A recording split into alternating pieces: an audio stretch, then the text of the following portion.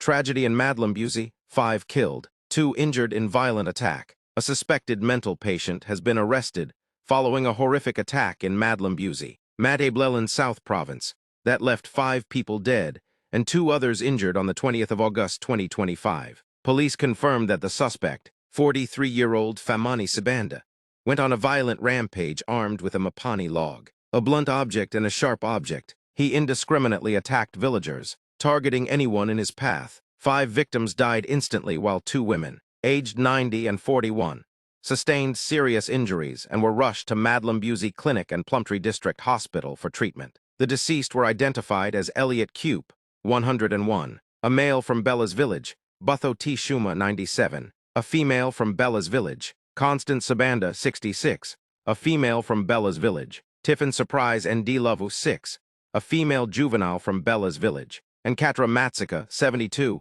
a female from Central Village. Police have urged communities to ensure that mental patients are referred to medical institutions for professional treatment, stressing the importance of monitoring both medication and behavior to prevent such violent tragedies. Authorities further encourage the public to alert the National Complaints Desk on 0242 703631, WhatsApp 0712800197, or report to the nearest police station when cases of concern arise.